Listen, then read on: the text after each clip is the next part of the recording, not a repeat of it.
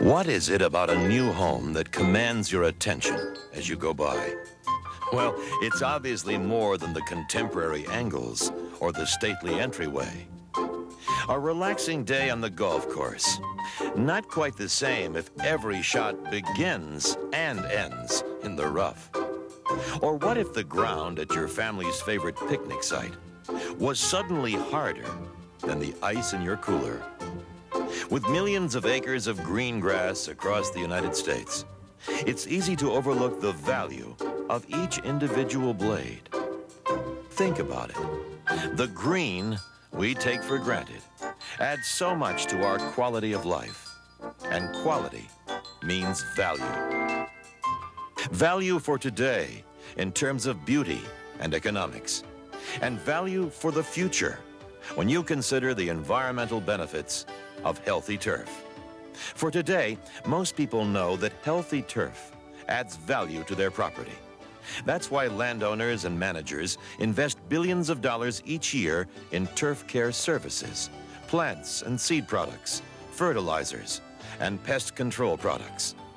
And there's value in the turf care industry itself, including lawn care professionals, golf course superintendents, turf managers who maintain our parks and sports fields, and sod producers. An industry that provides jobs for more than 500,000 people, more than a $25 billion boost in America's economy. Today's economic value aside, however, is there a downside to our pursuit of the perfect grass? Do turf management practices like use of fertilizer and pesticides actually cause problems in the environment, like runoff or seepage into surface or groundwater supplies? University researchers say no. They explain that these products promote the development of lush, healthy turf, which actually becomes an environmental asset, an asset that protects against soil erosion, that reduces air pollution and the threat of fire, provides a home for wildlife, and actually improves water quality. Most people take turf grasses for granted. They are there, they're unobtrusive, and yet there are many aspects functionally that this turf provides other than just beauty. In our research program, as we look at the effects of turf on water quality, we're looking into those more functional aspects. Watchkey's research looks at water and chemical runoff for several pesticide and fertilizer products, using various irrigation rates, surface slopes, and turf densities. He says it takes an extraordinary amount of rainfall to even generate appreciable runoff from healthy turf. In our research facilities, we are looking at movement of pesticides and nutrients that have been applied to turfed areas that are sloped in runoff water. And we do that by irrigating heavily and then capturing that runoff and analyzing for those substances that may or may not have moved. In our work to date, over 3 years, in many instances, we can't even detect pesticides as low as a part per billion, which isn't very much. And in those instances, when we do detect some amounts, in almost all cases, they're below the public drinking water standard. Translating his research into reality, Watchkey says the amount of water flowing from turf areas during a heavy rain is extremely small compared with runoff from other surfaces. When a neighbor or a homeowner looks out their window during a storm and sees a lot of water gushing down the street, jumping the curb, going down their sidewalk, there's a common perception that that water is running off of everything that's outdoors, when indeed almost all of it is coming off the rooftops and down the street, down the driveways and sidewalks, because all the water that lands there disappears. It doesn't infiltrate. If rainwater or irrigation isn't running off the turf surface, it must be going down into the soil. So Watchkey examines that water for contaminants too. Since in our research facilities we found very low volumes of water running off of our turfed slopes, then it's logical that there must be a considerable amount of water that moves down through the soil profile, and that's true. And when we capture that water just below the root zone and analyze it, our data for pesticides and nutrients indicate that it's very similar to the data that we found for runoff, meaning that much of the time there isn't anything detectable there, and when it is, it's below the public drinking water standard. While Penn State's research focuses on water samples, Ohio turf specialist Harry Nemchek examines soil samples to check the movement of chemicals into the soil profile. For the past 6 years at Ohio State University, we've been studying the vertical mobility of pesticides used in turf grasses. We have looked at various zones all the way from the surface down to a level of 10 inches. Our research thus far has shown that the amount of material we find at the 10-inch level is essentially negligible. That tells us that the potential for this material moving beyond that zone, namely to the groundwater zone, is essentially also negligible. Nemchek explains that when pesticides and fertilizers are applied to healthy turf, the thatch and topsoil are where the chemicals are found. This zone has a high population of animals we collectively call microorganisms. Small little animals who are absolutely key to the breakdown of almost any compound, whether it be in the soil or in thatch. There's a large number of these in thatch. They are very, very useful and ultimately breaking down the pesticides that we apply there. Lush, healthy turf encourages high populations of these microorganisms, and that's a key reason for maintaining top-quality turf.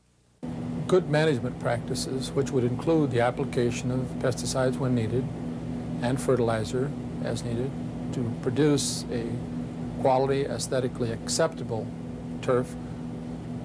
This leads oftentimes to the development of this layer that we call thatch, because as we fertilize the plant and manage it properly, it produces roots and stems that produce this thatch layer that we've been talking about.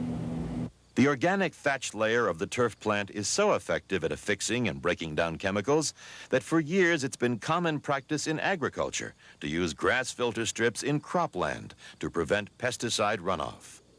While it is uncommon for turf chemicals to leach or run off, they don't all remain in the thatch or get used by the plant either. Cornell University turf specialist Marty Petrovic explains how nitrogen fertilizers, for example, may dissipate in a variety of ways once they're applied to healthy turf grass. The turf grass plant typically takes up about 50% of the nitrogen that's applied. Early on, it was assumed by many people that the remaining portion would be leached into groundwater.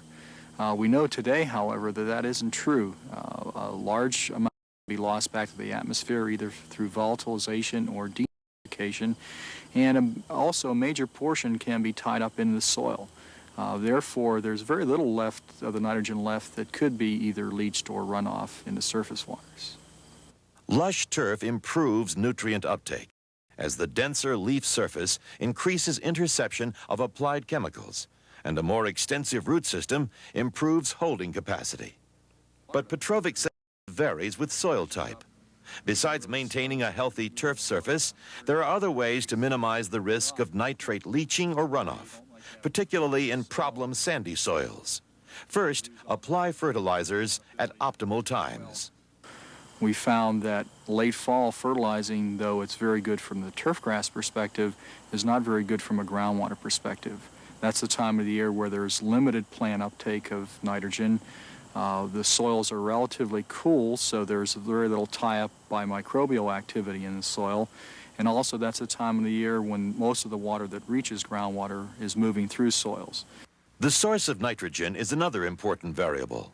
When turf is not actively growing, Petrovic recommends stable, slow-release forms of N, not soluble sources like urea. And don't over-irrigate. Daily irrigation allows more water to move through the soil, which increases the potential leaching of both nutrients and pesticides. Weekly heavy irrigation improves turf, conserves water, and protects groundwater. Rate of application is also important in terms of managing nitrate leaching from turfgrass areas. It's important to put on normal rates of application, and where people put excessive rates, 2 or 3 times the normal application rates, significant leaching can occur. So it's important for turfgrass managers to know the amounts of fertilizer they're putting down and to accurately calibrate their application equipment to put down materials at the rates they're normally should be applying. By following these best management practices, turf managers can provide healthy, attractive grass and ensure a safe environment.